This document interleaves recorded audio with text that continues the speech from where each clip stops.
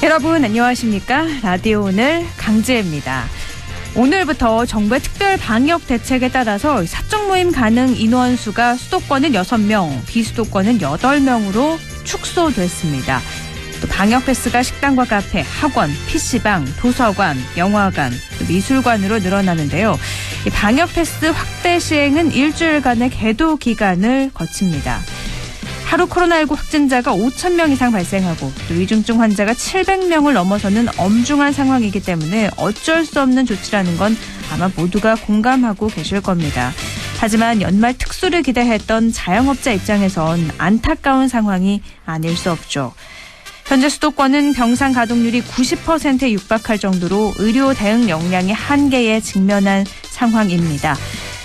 비수도권 역시 마냥 안심할 상황은 아니죠. 힘들지만 우선은 조금만 더 방역에 집중을 해야겠습니다. 12월 6일 월요일 라디오 오늘 광고 듣고 시작합니다.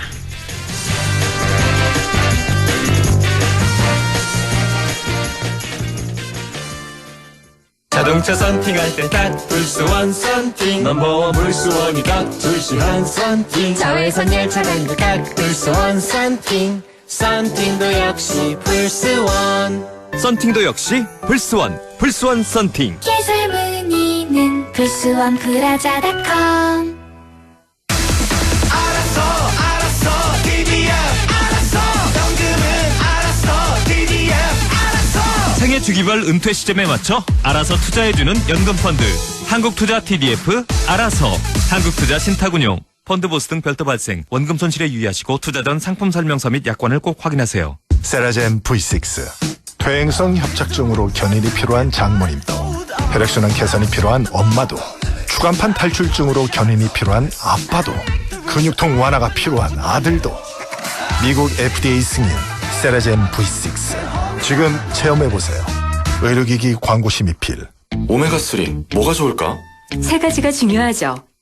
어취가 없는지, 중금속 걱정 없는지, 오직 물로만 추출했는지. 기억하세요. 식물성 오메가3는 단연코, 파이코메가. 판매 신신제약, 제조 코스맥스 바이오. 오메가3는 EPA 및 DHA 함유유지. 건강기능식품 광고입니다. 12월 6일 월요일 라디오 오늘입니다. 1부는요. 꼭 알아야 할 우리 지역의 뉴스를 시원하게 정리해주는 양승진의 슬기로운 뉴스 생활 영남일보 양승진 기자와 함께합니다. 또 2부 이슈 오늘에선 구 안동역사부지 개발 계획에 대한 공청회가 내일 안동에서 열리는데요. 그래서 안동시 도시재생과 권순택 도시공간 재창조 팀장 연결해서 자세한 이야기 알아보겠습니다. 새로운 순서입니다. 안동대학교 사학과 안상준 교수와 함께 세상에 대해서 이야기를 나눠보도록 하죠. 안성준의 세상 읽기 이어집니다.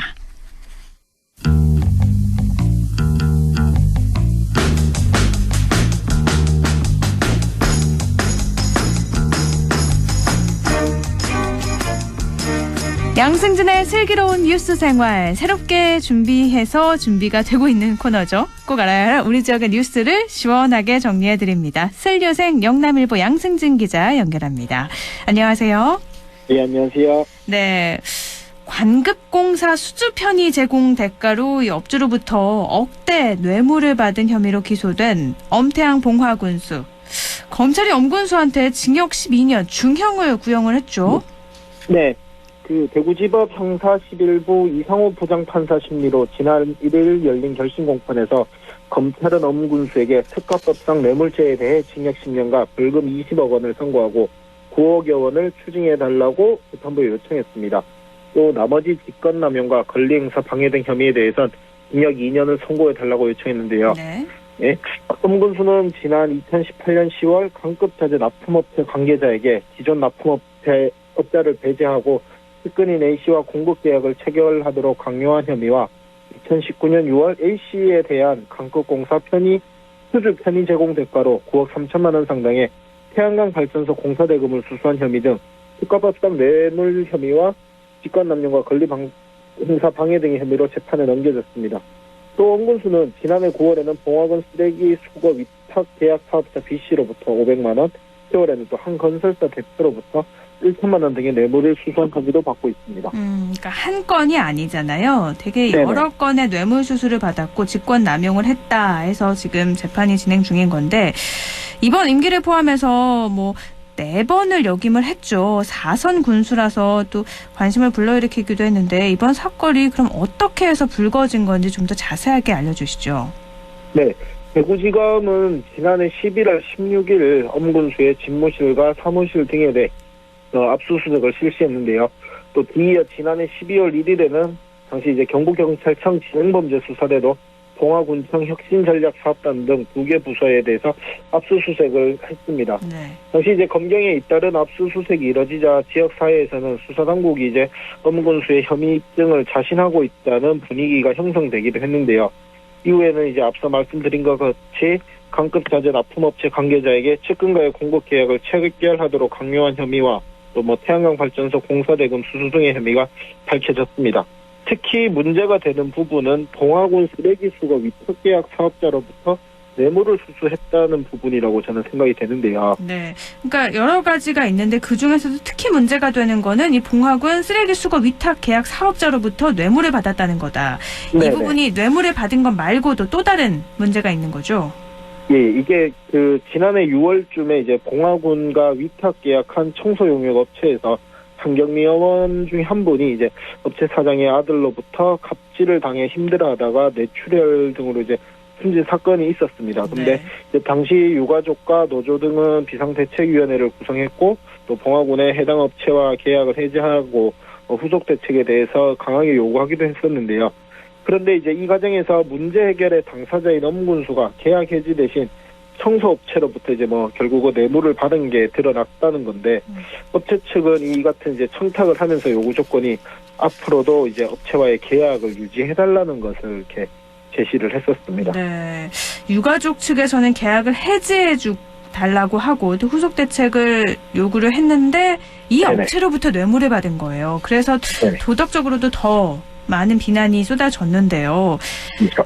환경미화원 김재동 씨가 그러니까 업체로부터 갑질을 당해서 사망을 한 거잖아요. 네네. 네, 이후에 진행이 어떻게 됐나요?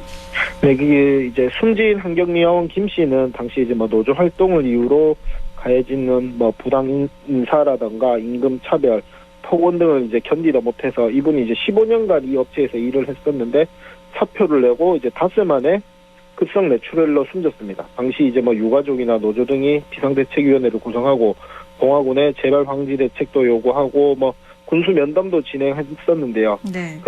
그리고 나서 이제 뭐 그 당시에 노조 탄압 혐의로 이제 이 청소 용역 업체는 1심에서 대표 아들, 이게 주동자인 대표 아들은 징역 10월을 선고받았고 대표에게는 벌금 70만 원이 선고됐습니다. 그리고 김재동 씨의 죽음의 경우에는 이제 근로복지공단에서 이제 산업재해로 현재 승인을 한 상황입니다. 갑질이 받아들여진 거죠. 네네. 이 업체는 그 이후에 계약이 해지가 됐죠. 네네, 그렇죠. 근데 문제가 되는 건 다시 계약을 할 때 입찰에 참여할 수도 있다고 하던데요. 그 부분에 대해서도 이제 뭐 결국은 뭐 군수의 엄군수의 이런 문제들 그리고 이제 계속 이제 시민사회에서도 이 부분에 대해서는 지속적인 관심을 가져야 되지 않을까라는 생각이 듭니다. 그래서 입찰에 참여하는 걸 법적으로 막을 수 있는 방법이 없기 때문에 그렇죠. 시민단체에서 이 갑질에 대해서 문제가 확실하게 해결이 되지 않는다면 입찰에 참여해서도 안 되는 거고 계약이 돼서도 안 되는 거겠죠. 이런 네네. 부분에서 관심이 필요하다고 말씀을 하신 것 같고요. 그럼 엄군수에 대한 선고는 언제쯤 이루어지죠? 예, 일단은 내년 1월 14일 날 이제 대구지법에서 열릴 예정인데요. 지난 이제 1일 재판에서 엄군수의 변호인 측은 엄군수가 납품업자를 배제한 뒤 측근과 공급 계약을 체결하도록 강요한 사실은 없고 그 쓰레기 수거 위탁 계약 사업자인 B 씨에게 받은 500만 원의 경우에는 절친한 사이였던 B 씨가 돈을 건네 차마 거절할 수 없어서 받았는데 이제 직무 관련성은 없다고 또 항변을 했습니다. 네. 또 뭐 건설사 대표 C 씨에게 받은 1000만 원에 대해서는 본인이 없는 시간에 집에 돈을 가져다 두어서 이후에 이제 다시 재차 돈을 가져갈 것을 요청했고 가져가지 않을 경우는 검찰에 고발하겠다는 입장까지 보이면서 자신은 이제 혐의 사실을 부인하고 있는데요.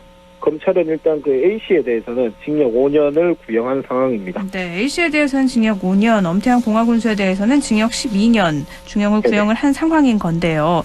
예측을 해보자면 어떻게 예상을 하세요? 통상적으로 이제 검찰에서 구형했는 형량이 다 실형으로 이어지지는 않기 때문에 그쵸. 선고로 다 이어지지는 않기 네. 때문에 근데 또 이제 금액이라든가 이런 부분들 그다음에 이제 군수 지적회장이라는 역할 이런 것들을 고려했을 때 제가 봤을 때는 이제 실형을 피하기는 쉽지는 않을 것 같다라는 생각도 듭니다. 네, 검찰이 12년, 정말 12년이라면 중형인 거잖아요. 그렇죠. 그렇다는 건 어느 정도 사실 확인이 명백하게 증거로 드러났다는 사실이기 때문에 아마 실형은 피할 수 없을 것이다 이렇게 보셨고요. 네네. 근데 엄군수가 이번 임기를 포함해서 4선에 성공을 한 거죠. 네네.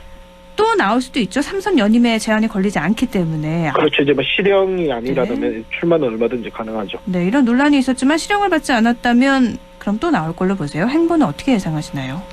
네, 일단 이제 이를 재판에서 엄군수가 이제 마지막으로 이제 재판장이 물었을 때 내년 선거 출마 의향에 대해서 물었을 때는 없다고 밝혔었는데요. 네. 이제 엄군수가 이제 최후 진술을 하면서 뭐 가족이나 국민들에게 그리고 공무원들에게 송구하다고 하면서 이제 면목이 없다. 그리고 이제 본인의 몸 상태에 대해서 이야기를 했었어요.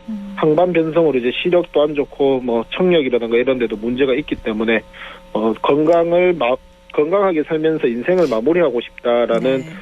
뭐 뜻을 밝혔습니다. 일단 선거 출마에 대해서는 본인이 이제 현재까지로서는 생각이 없다라는 것도 했기 때문에 선거 재판 이후에 어떤 상황이 진행될지에 대해서는 좀 더 살펴봐야 될 것 같습니다. 네, 실형이 나온다면 선거에 나올 수 없는 거고요. 그렇죠. 실형을 받지 않는다 하더라도 건강상의 이유로 어쨌든 간에 뭐 다시 출마는 하지 않을 거다라고 이야기를 했던 거라서 지켜봐야 될 것 같습니다. 이 엄군수 재판과는 또 별개로요. 현재 봉화군의 부군수도 공석이죠. 그렇습니다. 네, 일전에 한번 이렇게 쭉 전해주셨는데 군청 공무원들의 잇따른 뭐 기강 해이 이런 우려가 제기가 되는데 한번 정리를 해주시죠.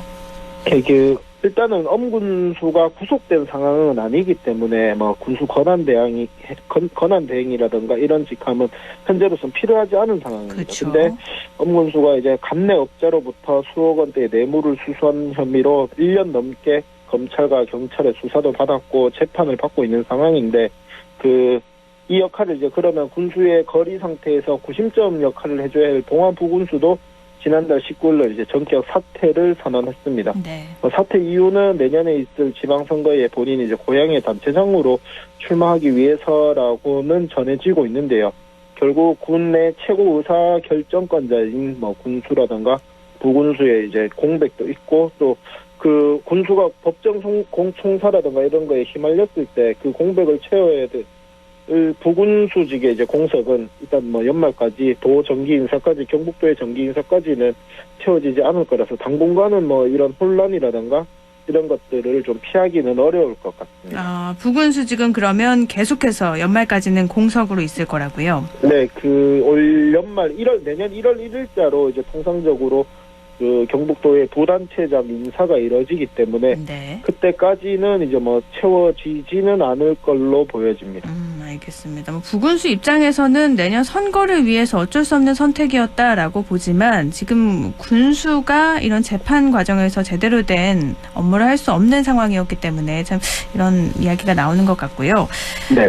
단체장, 부단체장 이렇게 위치에서 비어있는 상황에서 봉화군의 전 곡질자가 지금은 뜻을 모아야 될 것 같습니다. 내년 지방선거를 앞두고 있어서요. 북부권 시군 주민들의 표심에 대해서도 한번 쭉 훑어주시죠. 네, 일단 단체장 3선 제한에 걸린 뭐 안동이나 문경을 비롯해서 이제 각 시군마다 다양한 인물들이 속속 내년 선거에 출사표를 던지고 있습니다. 그리고 뭐 지역 언론사에서는 이와 관련해서 여론조사라든가 이런 것들도 진행하고 있는데요. 일단 뭐 요 소식은 제가 한번 꼭 정리를 한번 해보려고 하는 준비를 하고 있습니다. 지금. 알겠습니다. 그럼 오늘은 말고 네네. 다음 시간에 준비가 되면 네네. 한번 쭉 정리를 하는 걸로 하고요. 네네, 알겠습니다. 안동시청 정문 앞에서 최근 정화동의 아파트 주민들이 아침마다 시위에 나서고 있다고 하는데 이건 뭐 때문인가요? 네, 이게 그 정화동에 이제 사는 아파트 주민들이 아파트 뒤편으로 이제 본인들이 거주하고 있는 아파트 뒤편으로 안동시가 이제 산을 깎아서 4차로 도로를 개설하는 공사에 이제 반발해서 시위를 벌이고 있는데요. 네. 이 공사는 이제 지난 2018년 6월 달에 최초 주민 설명회를 열었고, 당시 이제 시민운동장 우회 도로를 하는 이제 우회도로 공사한다라는 계획을 안동시가 밝혔습니다. 그래서 시민운동장 주변에 이제 뭐 교통 혼잡을 해소하고 안동 정하당 강남 지역의 교통량을 분산해서 뭐 교통 흐름을 원활하게 하겠다라는 목적으로 이제 공사를 하는데, 공사 길이는 이제 뭐 총 연장 620m에서 4차선 우회도로를 공사를 하는 걸로 해서 지금 이제 실시 설계는 2017년부터 했고 토지 보상도 마쳤고 이제 올해 6월부터 공사에 들어갔습니다. 이제 사업비만 해도 뭐 보상비 포함하면 사업비도 엄청난 수준으로 이제 들어가는 걸로 해서 이제 공사 준공은 2024년 4월을 목표로 하고 있습니다.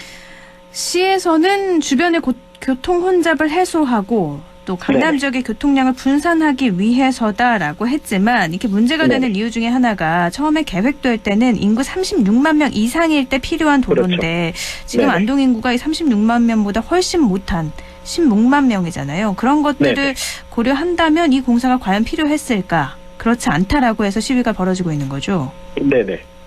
이게 그 안동시가 도로 개설 필요성으로 밝힌 시민운동장 일대에 안동 종합스포츠타운 조성 사업을 하면서 이제 도로 개설을 필요하다고 했는데, 현재 이제 종합스포츠타운 조성 사업의 경우에는 예비 타당성 조사도 이루어지지 않았고요. 이게 그다음에 그 종합스포츠타운 조성 사업을 위해서 필요한 금액이 국비나 지방비를 포함해서 1,100억 원 정도가 들어가는데, 예타 조사는 물론이고 이제 진입 예타 조사도 이루어지지 않는 상황에서 도로 개설 먼저 이렇게 서두르고 있다라는 거는 뭐 주민들 입장에서는, 그리고 또 일반 시민들이 봤을 때도 설득력을 좀 얻기는 어려울 것 같습니다. 네.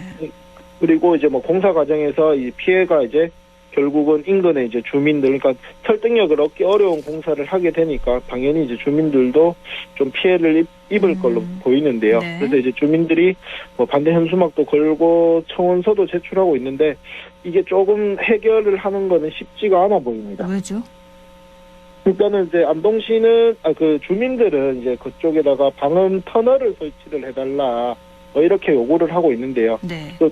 그 방음 터널을 설치를 해서 아예 그러니까 먼지 날림이라든가 이런 것들도 없고 소음 피해도 좀 자유롭게 해달라는 입장인데, 현재 안동시는 그냥 소음 방지를 위해서만 이제 14m 높이의 방음벽 설치만 계획을 하고 있어서 당분간 주민들과 또 안동시의 입장이 팽팽하게 맞설 것으로 보여집니다. 그럼 시에서는 방음 벽을 설치했기 때문에 방음 터널은 설치할 수 없다, 이런 입장인 거군요. 네네네, 그렇습니다. 그럼 주민들은 지금 아침마다 시위에 나서고 있는데 앞으로도 계속 시위에 이어갈 예정인 건가요? 당분간 이분들은 이제 뭐 계속 시위를 계획을 하고 있더라고요. 그래서 이 상황이 이제 지켜보는 대로, 그러니까 이분들은 뭐 주민협의라든가 이런 것들을 무시했다라는 입장을 보이고 있어서 안동시하고 이제 당분간 서로 간에 뭐 의견 차이로 인해서 계속 팽팽하게 좀 맞설 것으로 보여집니다. 알겠습니다. 이 문제가 어떻게 해결되는지도요, 라디오 오늘에서 계속해서 지켜보면 좋을 것 같습니다. 말씀 여기까지 나누죠. 고맙습니다. 네, 감사합니다. 네, 양승진의 슬류생 영남일보 양승진 기자와 함께했습니다. 라디오 오늘 1부는 여기까지고요. 광고 듣고 2부에서 뵙겠습니다.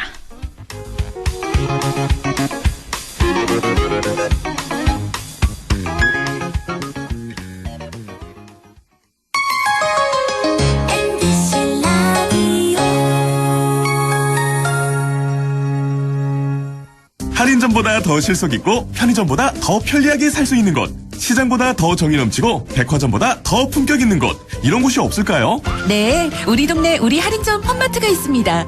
지난 25년간 항상 고객과 함께한 홈마트.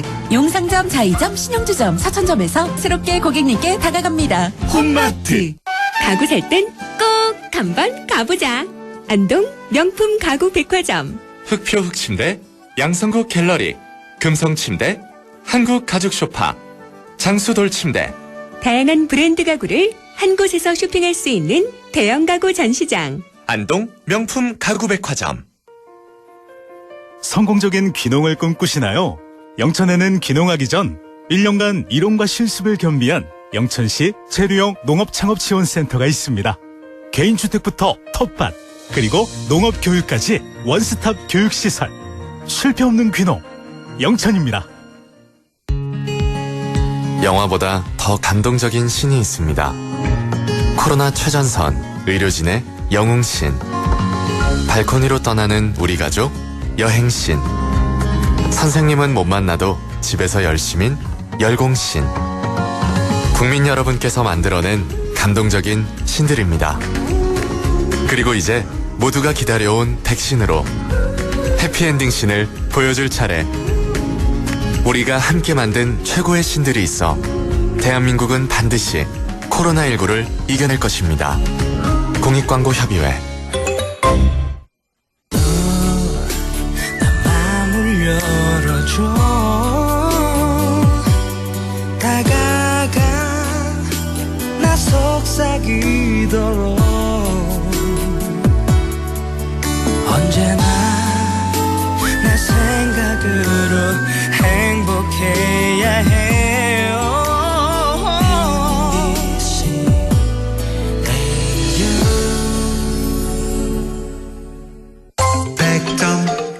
MBC 라디오.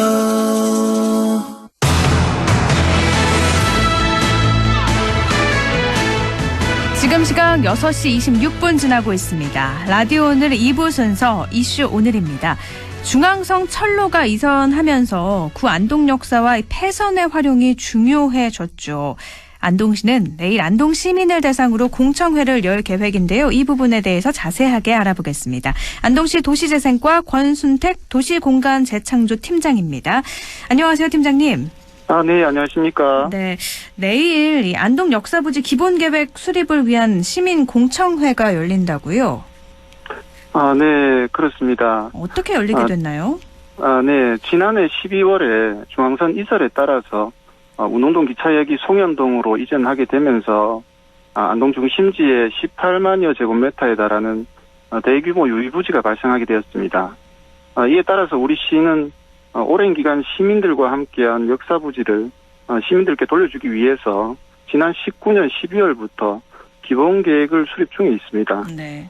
올해 5월 진행한 기본계획 중간보고회에 이어서 시민공청회를 준비하였습니다만 코로나19 사태로 인해서 지연되다가 지난 11월 정부가 발표한 단계적 일상회복 방침에 따라서 내일 시민공청회를 개최하게 되었습니다. 네, 그러니까 시민들의 의견을 수렴하는 자리인데요.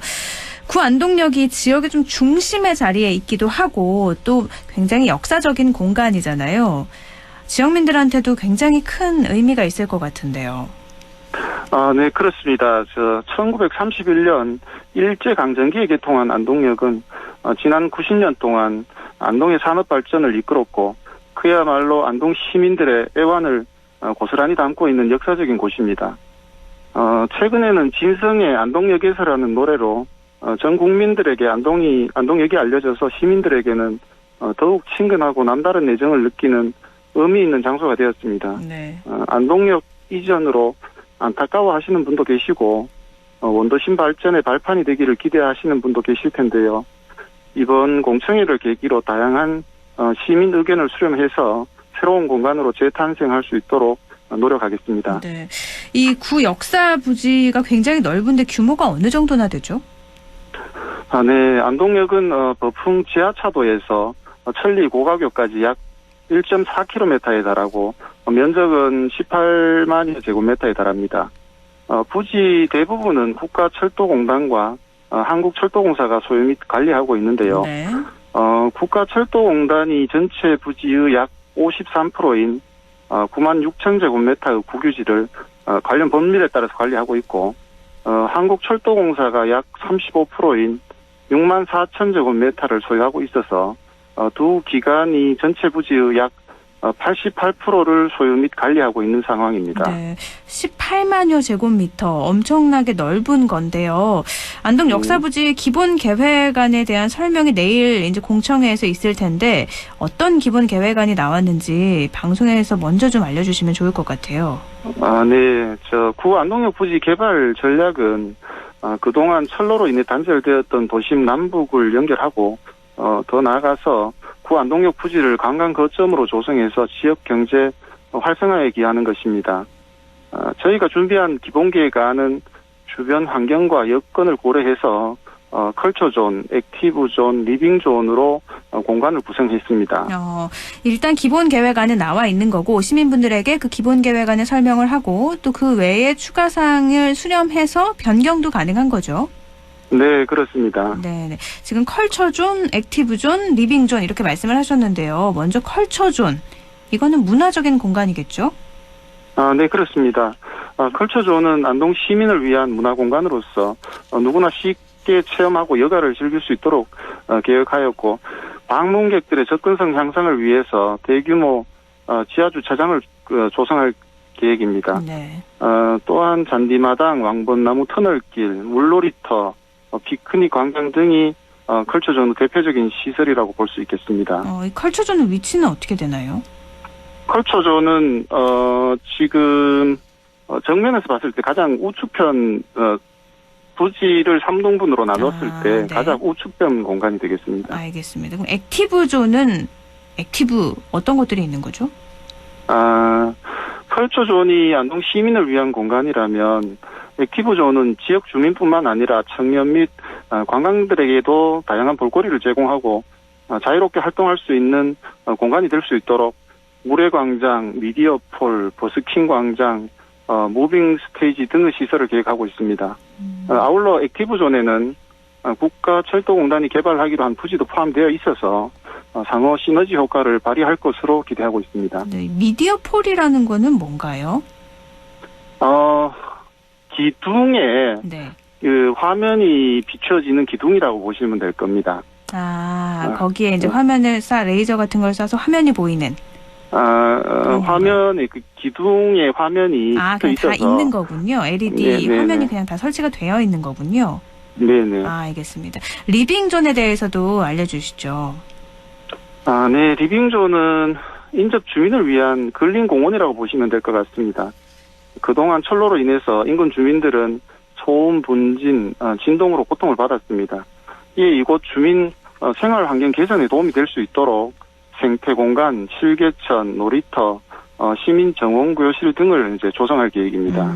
안동 시민을 위한 컬처존, 또 청년 및 관광객을 위한 이게 컬처존이고 안동 시민을 위한 문화공간이 컬처존이고 액티브존이 네. 청년과 관광객들을 위한 거고 시민분들의 좀 근린공원이라고 생각하면 리빙존인 거네요. 근데 아까도 말씀을 하셨지만요. 한국철도공사와 또 한국철도공사가 대부분을 차지하고 있어서 이게 발전이 좀 어렵다, 개발이 어렵다 이런 걸로 알고 있는데 그리고 또 여기에 의견도 달랐다고 하는데 이런 부분은 해소가 된 건가요? 네, 그렇습니다. 당초 우리 시가 구 안동역 부지 전부를 매입해서 단독 개발할 계획을 가지고 있었습니다. 네.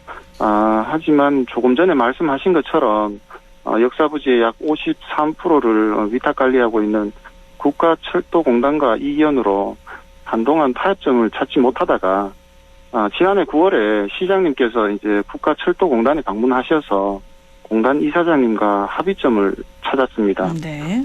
그리고 올해 1월에 우리 시와 국가철도공단이 원활한 사업 추진을 위해서 업무 협약을 체결했습니다. 구 안동역 부지 18만여 제곱미터 중에 우리 시가 77%인 약 14만 제곱미터를 활용하고 국가철도공단 측은 부지의 남쪽 23%인 약 4만 제곱미터를 활용하기로 하였습니다. 내일 공청회가 열리는데요. 이때는 어떤 분들이 참석을 하실까요?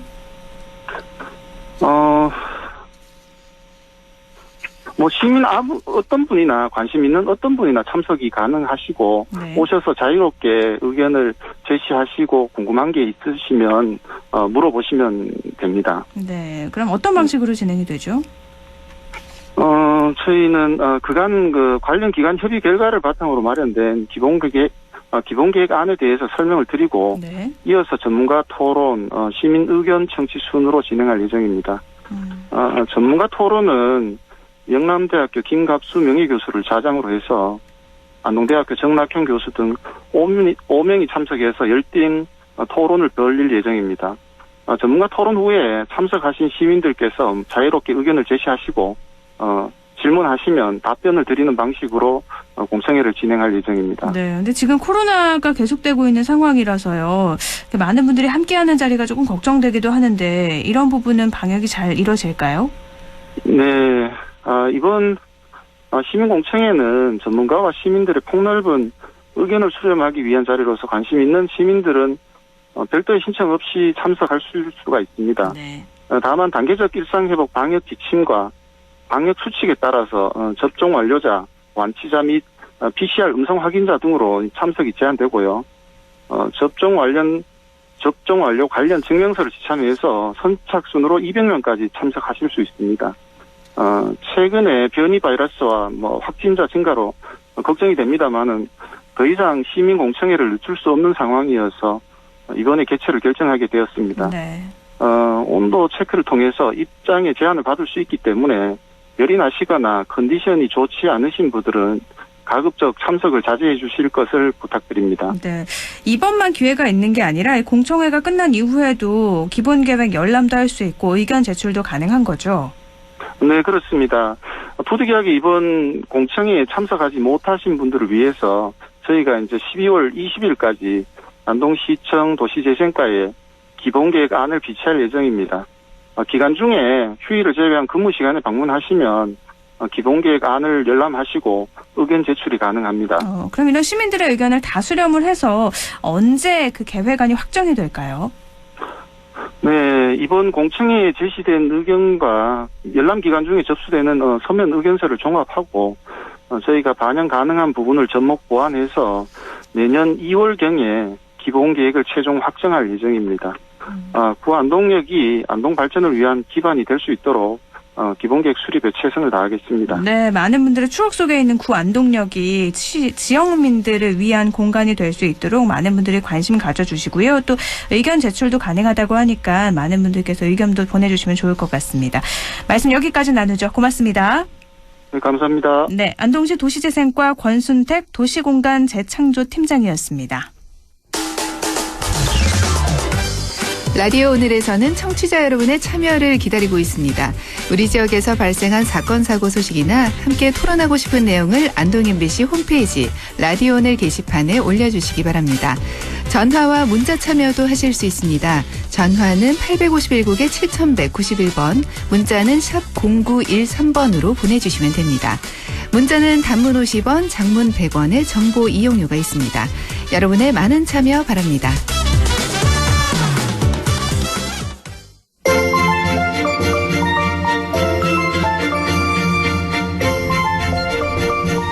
안상준의 세상 읽기. 이 시간에는요, 사회 곳곳에 일어난 이야기를, 다양한 사건과 또 현상을 과거의 거울에 비춰보고 오늘을 분석하고 내일을 준비하는 시간입니다. 새롭게 준비한 코너죠. 안동대학교 사학과 안상준 교수 연결합니다. 교수님 안녕하세요. 안녕하세요. 네, 오랜만이에요, 교수님. 네. 네, 반갑습니다. 라디오 오늘에서 함께하게 됐는데요. 오늘 첫 시간이잖아요. 네. 앞으로 어떤 이야기들을 좀 준비해 주실 건지. 저는 아무래도 네. 대학에 재직하고 있으니까 이 교육 문제, 네. 그리고 청년, 그리고 이제 이와 관련된 국제적인 흐름이라든가, 이런 것들을 역사적인 관점에서 어떻게 보는 것이 바람직한지, 네. 그런 얘기들을 제 관점에서 한번 얘기해 보고 싶습니다. 알겠습니다. 학자 입장에서 바라본 사회 현상들도 또 알아볼 수 있을 것 같은데요. 오늘 첫 번째로 어떤 이야기 준비하셨나요? 아무래도 지금 우리 사회에서 가장 큰 문제가 청년 세대에 관한 문제 아닐까 싶습니다. 네. 그래서 최근에는 이제 잃어버린 세대 또는 원어로 로스트 제너레이션 이런 말을 쓰는데 이런 현상에 대해서 좀 역사적인 관점이라든가 앞으로 전망 같은 걸 한번 얘기해 보고 싶습니다. 로스트 제너레이션. 이게 상실의 세대라는 말이 나온 게 사실 굉장히 오래됐다면서요?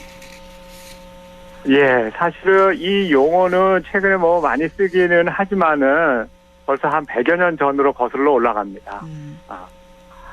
굉장히 우울한 용어인데요. 좀 이제 우리가 세대를 좀 구분하는 그런 용어들이 좀 있죠. 예를 들면 4.19 세대랄지 산업화 세대랄지 민주화 세대, 또 서양의 경우에는 68세대 이런 것들이 있는데 이런 것들을 보면 이제 이들을 잘 파악하면은 이제 시대를 읽을 수 있다라고 생각을 합니다.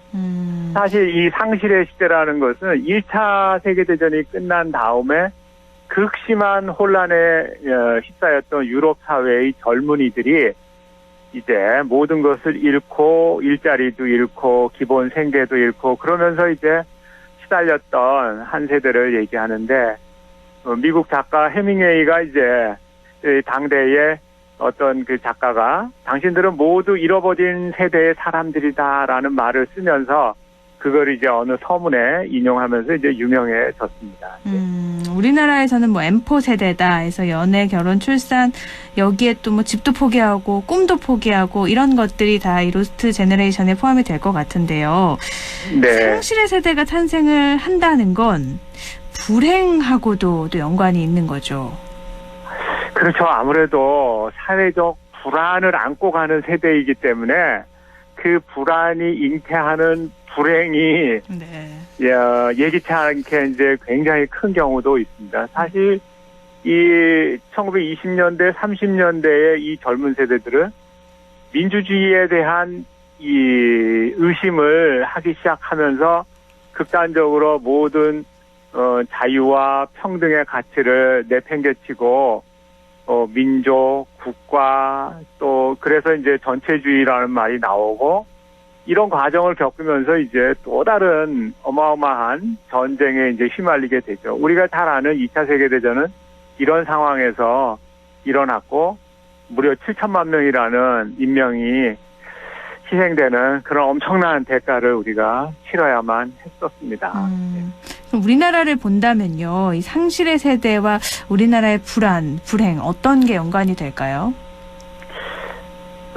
아무래도 지금 이제 우리 산업화 세대나 민주화 세대는 그 고용의 안정이랄지 성장을 바탕으로 고용의 안정을 이루었고 이제 두타운 중산층으로 이제 발돋움할 수 있는 그런 기회가 있었다면은 이제 지금 2030 세대들은 사회 진출부터 굉장한 장벽에 놓이게 되고 예를 들면 뭐 일자리를 구하는 문제라든지 가장 기본적으로 집을 구하는 문제라든지 이렇게 기본적으로 이제 가진 게 별로 없는 상태에서 이제 진입하게 되면서 엄청나게 큰 혼란을 겪고 있다고 생각을 합니다. 이거는 뭐 다만 우리의 문제만은 아니지만은 우리가 좀 더 심각하게 겪고 있는 게 아닌가 하는 그런 생각을 하게 됩니다. 그렇군요. 상실의 세대가 뭐 인류의 불행과도 이어졌다라고 말씀을 해주셨는데요. 그러면 그 이후에 찾아온 평화는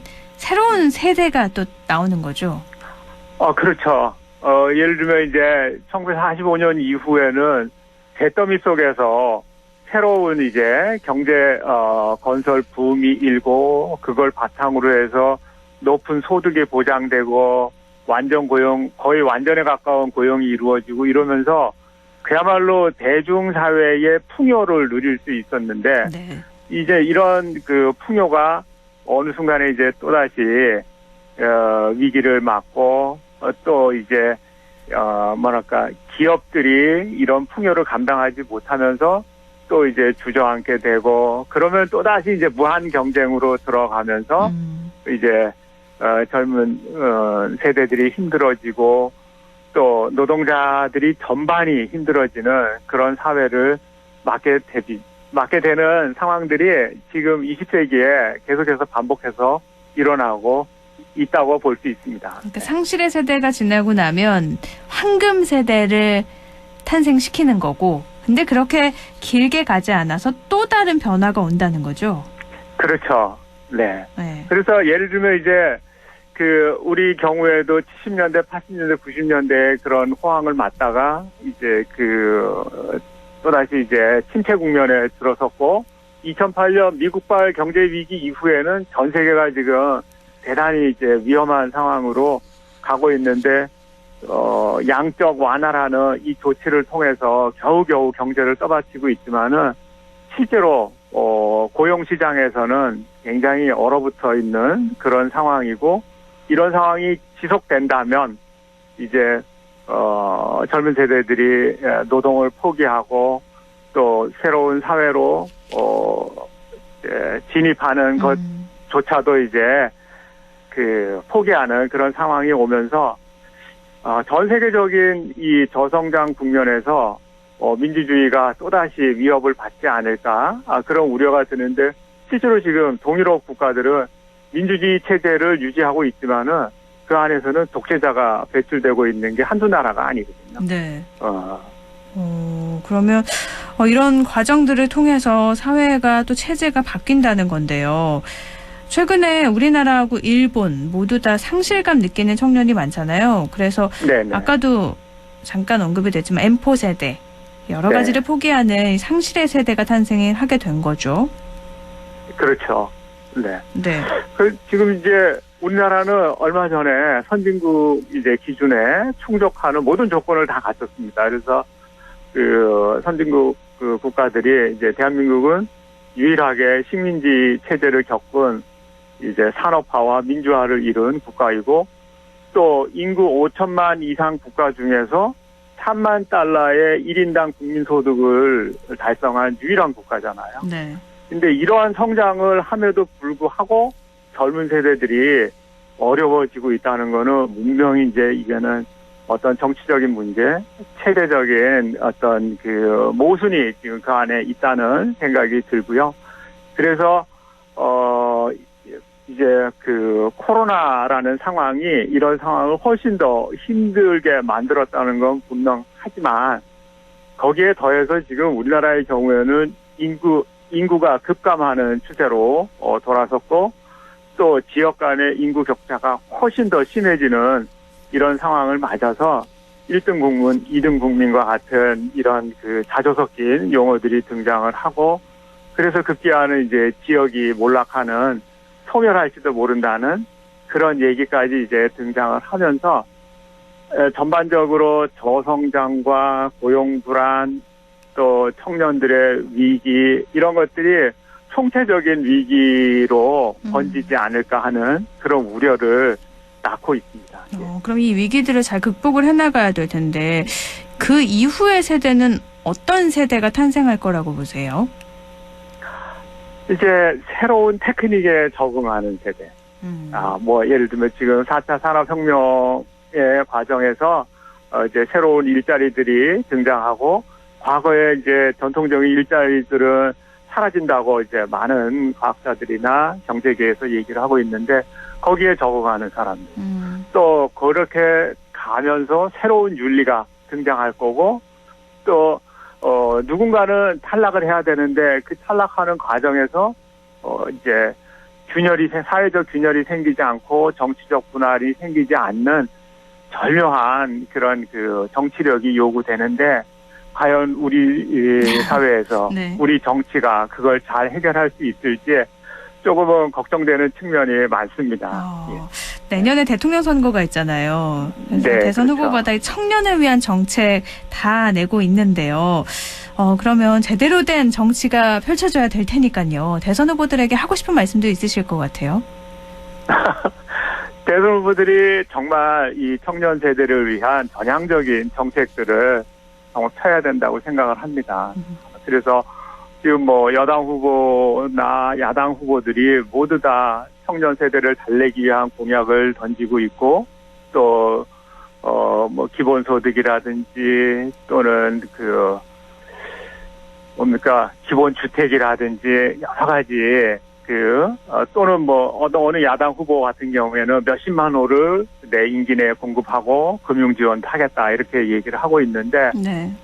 저는 이렇게 보편적으로 모두에게 다 적용될 수 있을지 우려가 되고요. 그리고 이제 특히 지역 청년들에게 좀 더 많은 혜택이 갈 수 있는 공약들이 나와야지 지역이 죽지 않고 국가 균형 발전이라는 거대한 국가 프로젝트가 완성될 수 있지 않을까 그렇게 생각을 합니다. 그래서 저는 기본적으로 지역 사회는 자족의 기능을 가져야 됩니다. 그래서 일자리가 있고 의료 혜택을 받을 수 있고 교육을 받을 수 있는 그런 기본 요건이 갖추어져야만이 지역과 이런 중소도시들이 살아나갈 수 있는데 그런 인프라가 지금 빠르게 무너지고 있다는 게 가장 걱정스러운 대목이기 때문에 이 대선 후보들이 이러한 문제들을 전향적으로 풀 수 있는 그런 정책이 나와야 됩니다. 그래서 전에 제가 한번 방송에서 말씀드린 것처럼 이런 과정에서